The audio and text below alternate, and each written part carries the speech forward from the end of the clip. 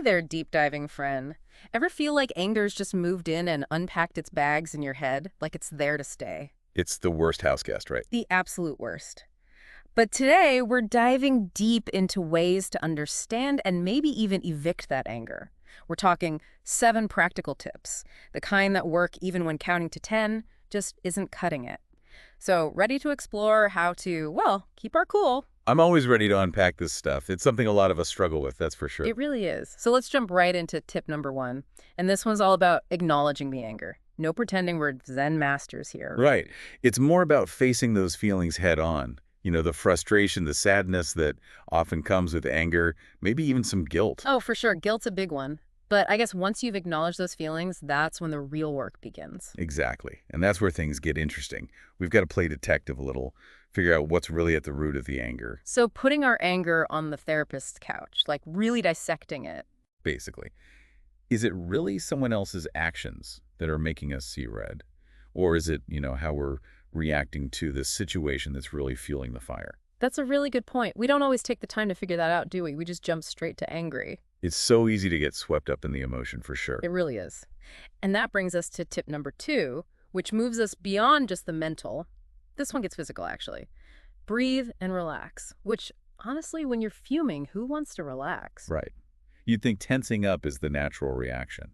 And it is, in a way. Hmm. Anger triggers that primal fight-or-flight response. Yeah. Your muscles tense up, heart rate speeds up. It's your body gearing up for action. So how do we, override that? Well, that's where diaphragmatic breathing comes in, those deep belly breaths. It might seem too simple, but trust me, it works. Okay, I'm all ears. Tell me more. So those deep breaths, they activate what's called the parasympathetic nervous system. Think of it like hitting the brakes on that stress response. It's your body's way to tile out. Hold on, slow down a sec. How does breathing, tell the rest of my body to calm down? Okay, so imagine this. Those deep breaths. They send a message to your brain. And that message basically says, hey, everything's cool. We can stand down now. And our brain actually listens. It does. It gets the message and tells your body to relax, which actually lowers your heart rate, eases muscle tension, the whole 9 yards. Pretty cool. So simple, but so powerful. I love it. All right, moving on to tip number 3. This one's about challenging your anger. And it really boils down to choosing your battles, doesn't it? 100%. Before you fire off that angry text or unleash that fiery comeback, it's worth hitting the pause button for a second. Ask yourself, is this reaction really going to make a difference? So before you react, ask yourself. Yeah. Will this actually change anything for the better? Because most of the time, it won't. And is that fleeting feeling of satisfaction worth the energy it took to get there? Right. It makes you think twice. Sometimes just letting go is the bigger win. Speaking of wins, this next tip almost sounds too good to be true. It's about escaping to your calm place. But what does that even mean? It's about finding that mental sanctuary, that place where you instantly feel at ease. Maybe it's a beach you love, a forest, even your childhood bedroom. I love that. The important thing is to visualize it with all your senses. Right. Like really feel yourself there. And the more real you make it, the more your mind and body respond as if you're actually there. So we're basically what? Tricking our brains into feeling calmer. Exactly. And the cool part is there's actual science backing this up. Seriously? Oh, yeah. Studies are showing that visualization, when you do it right, can create real changes in your brain and body.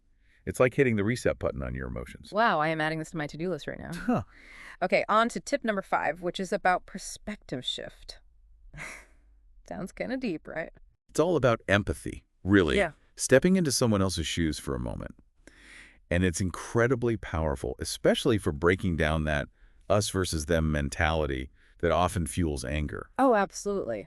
So next time someone does something that pushes your buttons, try to see it from their side. Imagine yourself doing the very same thing. Would you be so quick to judge then?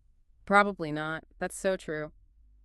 Okay, tip number 6 feels like a classic for a reason, and that's the power of distraction.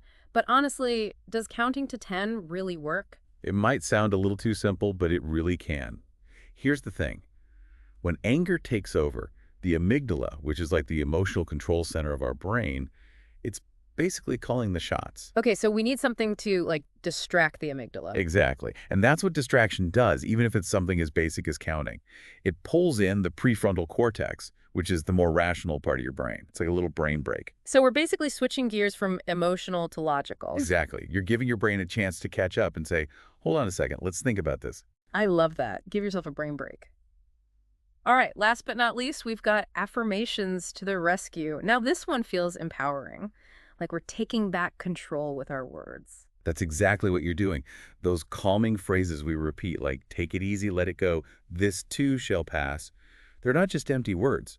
With enough repetition, we're actually rewiring our brains to react to anger differently. So we're creating new, healthier pathways in those amazing brains of ours. Exactly. Think of it like building a new road in your brain. The more you travel that road, the stronger and more familiar it becomes. And eventually, it becomes your brain's go-to route, even when you're faced with anger.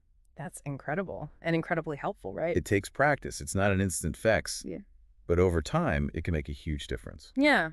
So there you have it, everyone. 7 powerful techniques to hopefully help you transform that anger from a raging inferno into, well, maybe just a manageable ember. And remember, it's a journey, not a race. So true. And on that note, until next time, happy deep diving. And remember, you've got this.